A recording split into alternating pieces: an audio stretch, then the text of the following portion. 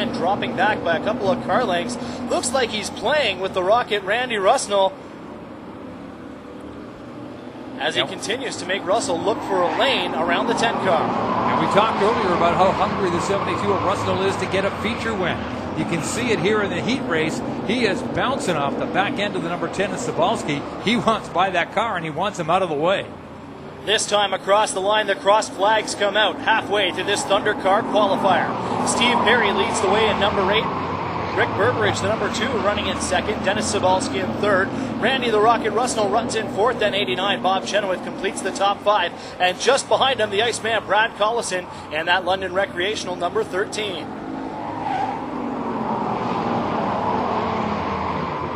Steve Perry in that 8 car holding on to the lead, but the 2 of Rick Burbridge doesn't look like he's got anything for him. He's able to tighten it up in the corner. That's it. Down the straightaway, Steve Perry pulls away from him. And you watch how close these Thunder cars run together. One of the things race fans come to realize is that no brake lights on these cars, so when they dive into the corner all hot and heavy, racing bumper to bumper, there is no signal to let the guy behind you know that you're jumping on the brake, and that's why it's so difficult for guys like Randy Russell and Bob Chenoweth to stay off the back of a car that's in front of them when they are running a little faster. And right there you see it, Bob Chenoweth into the back end of the 72 of Russell. That 4-car freight train in the middle of the field, tightening it right up as they are literally bumper to bumper. White flag is out, final lap underway. A great preview for tonight's Thunder Car main event, the 25-lap feature race coming up a little later on in the schedule. And we are getting a taste of the great racing right now. Here come Thunder Cars out of turn number 4, racing to the checkered flag. It'll be Steve Perry picking up the victory, followed by Rick Burbridge, Dennis Cebulski, Randy Russell, and Big Bad Bob Chenoweth.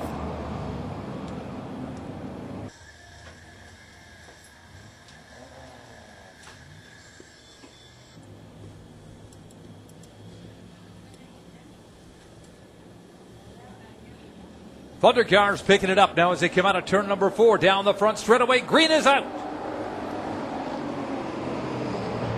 Kevin Albers, the number 27, trying to take it from the outside. Lane Zardo has other ideas as they battle down the back straightaway. Door to door in turn number 3. And Lane Zardo not going to give up the lead that easy. He leads lap number 1. Lane Zardo, a great story in this Thunder Car class. Up until a couple of weeks before the start of the season, was scheduled to run a mini stock in Flamboro Speedway. Last minute choice with father and grandfather put together the Thunder Car ride, came out and won the feature race early in the season. Lane Zardo, number 46, coming into tonight's race, tied for second in the standings with his brother, the number 48 of Billy Zardo, now working the inside for second spot against the 27 of Kevin Albers. And this is not something Kevin Albers wanted to do, was race both Zardo brothers at once. He'll fall back into third spot as Billy picks up that second position, chasing down his brother Lane. Well, if you thought the Bush brothers of NASCAR were competitive, wait till you see the Zardo brothers of Flamboro Speedway. Lane and Billy race as if they don't even know each other sometimes, as they will bash away on each other just as hard or harder as anybody else in the field. And right now, you know Billy Zardo wants to catch his little brother as he sits in that second spot, trying to run down the number 46. Kevin Albers in that number 27 applying a little pressure, trying to force the 48 up underneath the 46. And behind them, the number 79 of the Spider-Man, John Harper. Then the 02, Aaron Bailey, comes up, and now the front 5 running nose to tail. And in the second half of this Thunder Car qualifying race, still up front, Team Z, Billy and Lane Zardo. A great story also to these drivers. Those cars sponsored by Mike Holmes of Homes on Homes. Mike Holmes joining us in 2009 at Flamboro Speedway. Loved the great racing action. And one of the great lines he shared with us was, look at these guys. They are kids beating adults, as both Zardo drivers under the age of 18 racing against some very experienced veteran drivers in this Thunder Car class. And now the field working around the number 7. Brittany Howell, the number 7 machine. First time back at the racetrack after a rough debut into the turn 1 wall. Lane Zardo running way up high with just 2 laps to go. And he gets back down in line quickly. Again, the big push in the race car takes him to the top. Brother Billy Zardo in the number 48 trying to work underneath. Couldn't make it happen. And the 27 of Kevin Albers very frustrated. White flag will come out this time. Final lap in the Thunder Car qualifier. Billy Zardo looking to the inside of the 46. Lane Zardo as they go deep into corners 1 and 2. Lane a little more momentum on the high side as they hit the back straightaway. Billy losing ground as they go into corner 3. Lane Zardo once again way up high in turn 4. Billy Zardo gets underneath him, not enough, and the checkered flag goes to the 46 of Lane Zardo, followed by the 48 of his brother Billy Zardo, then the 27 of Kevin Albers. Brad Corcoran in the number 05 was a surprising top runner at the Grisdale Triple Crown Tournament race 1 week ago. On opening night, 05 of Corcoran came out to Flamboro Speedway to shake out the sillies in the car and ran around the mid-pack. Last week was in the hunt at the end, battling with the 89 of Sean Chenoweth and the 36 of Gary Elliott for the top 3 finishing spots. Corcoran came home in 3rd. Now starts on the outside pole of the feature winner, Sean Chenoweth, as the green flag flies for this late model qualifier. And Sean Chenoweth from the pole went right up the racetrack, made sure the 05 did not have a lane to run in as they came down to the start-finish line and got this race underway. Intimidation is definitely a tool in the handbook of the number 89 driver, Sean Chenoweth, and should have this one well in hand, starting from the front row already, putting some ground back to the 05 of Brad Corcoran and the 29 of Mike Bentley. Corcoran feeling pressure on both sides. He's trying to stay with the 89 of Sean Chenoweth. He's got the 29 of Mike Bentley tucking right up underneath that back bumper, and Corcoran's got his hands full. That race car is under siege on both ends. And Mike Bentley looking very aggressive that last time down the front straightaway, scraping right across the bumper of the 05 car, almost sticking the nose inside to lift up those rear tires. And we saw that move 1 week ago, and that sent a car up into the wall in turn 1, a very heavy hit for the 03 Shane McGuinness. Down the back straightaway, and the 29 of Bentley gets underneath the 05, puts the 05 of Corcoran up the lane. And now the 29 of Bentley trying to make sure that gap stays open. A little contact. Corcoran gathers it up out of turn number 2. Bentley backed off to give him room, but he's right back underneath that left rear quarter panel.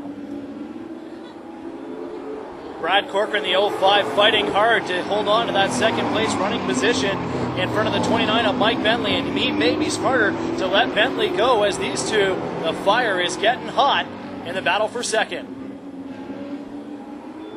Just 2 laps to go, and this battle for second spot is going to get ugly as we come down to the end.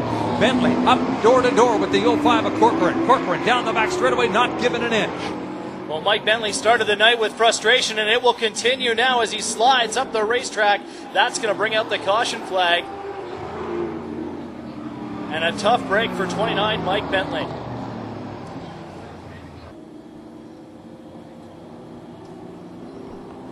Let's go back and have a look at what happens here. We see them down the back straightaway as Bentley gets right up alongside the 05 of Brad Corcoran. They are door to door down the back straightaway. And Bentley, super hot into turn number 3, hammers the brakes. And there you see the piece of, looks like a piece of scrub rail, probably off the 05 car. But Bentley pays the price. Corcoran drives away. Well, Corcoran was definitely cutting down on him as they went into that corner, really squeezing Bentley down to the line. And both drivers running out of racing room as they bring out the caution.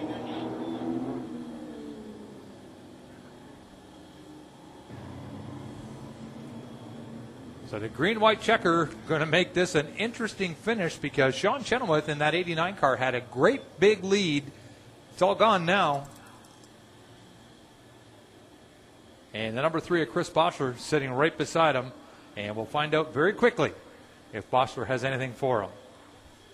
Well, 05 of Brad Corcoran will be MIA in these closing laps as he heads back pit side to take a look at that race car after the entanglement with 29 Mike Bentley.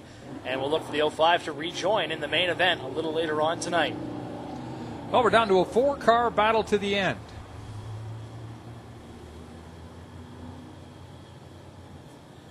Well, keep an eye on the AB Wasp Security number 3 of Chris Pee Wee Boschler. Pee Wee involved in an early accident last Saturday night. We didn't think he'd make it back. He battled his way to a top 5 finish in the Grisdale Triple Crown race.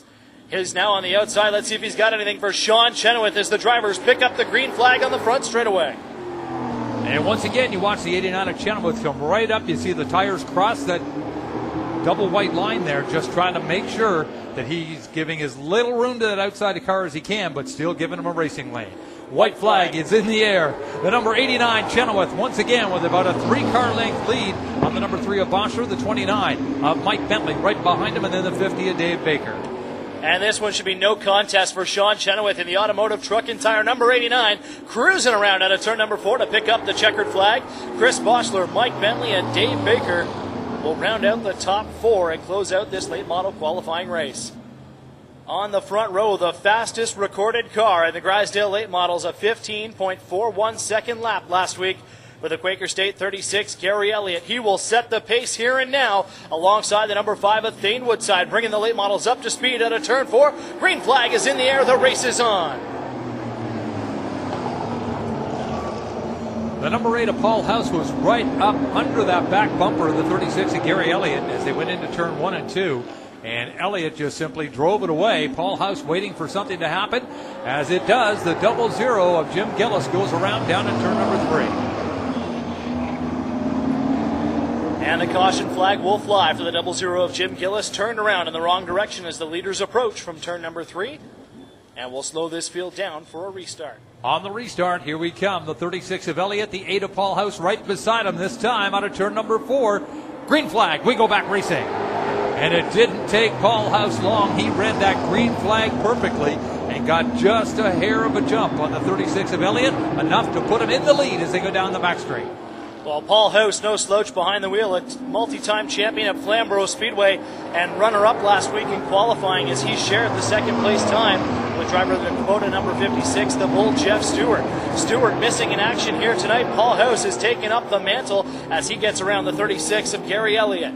Trouble again at the back of the field. This time it's the 5 of Thane Woodside bringing out the caution. And with 2 laps up on the scoreboard, we'll slow this race down one more time. And once again, the late models get set for the restart. It is the number 8 of Paul House, the 36 of Gary Elliott. Green flag is down. We go back racing. And once again, Paul House gets a jump. This time he was on the inside lane. That gave him the advantage. He is out and away, the 82 Jason Shaw, following right behind him. And the double file restarts for late models is a new addition to the rulebook for 2010. And already we are seeing some great new excitement at the front of the racing fields by putting these drivers side by side to take the green flag. Jason Shaw, the number 82, putting a little pressure on the back end of the number 8 of Paul House. As Shaw gets right up to him, lets him know he's there. And now the 36 of Elliott clinging to the 82 of Jason Shaw. It looked like for a minute contact that almost put Shaw into a situation he didn't want to be in. Well, lucky for Gary Elliott, the car is very similarly painted with the green and white paint schemes as they come through the cross flags. Paul House leading Jason Shaw, Gary Elliott, Ted Horsfall, and Thane Woodside in the top 5. And Elliott managing to get inside of the number 82 of Shaw. However, don't ever count Jason Shaw out. He'll drive the wheels off that car to get around you if he has to. This time they come down to the twin sticks with 2 laps to go. And in our interview with Gary Elliott a couple of weeks ago, we heard from the Iron Man that he was going to be a little more aggressive in 2010 as he chased the Grisdale Late Model Championship. We are seeing that here tonight as he not hesitating to put some paint on the back end of the 82 car. White flag in the air, the final lap. Paul House in control up in front. The number 82 of Jason Shaw makes a last-ditch effort and can't get there as they come out of turn 2 down the back straight. Into turn number 3. Here they come. House out in front. Brings it around down to the checkers for the 8 of Paul House. Then the 82 of Jason Shaw. The 36 of Gary Elliott. And the 49 of Ted Horsfall.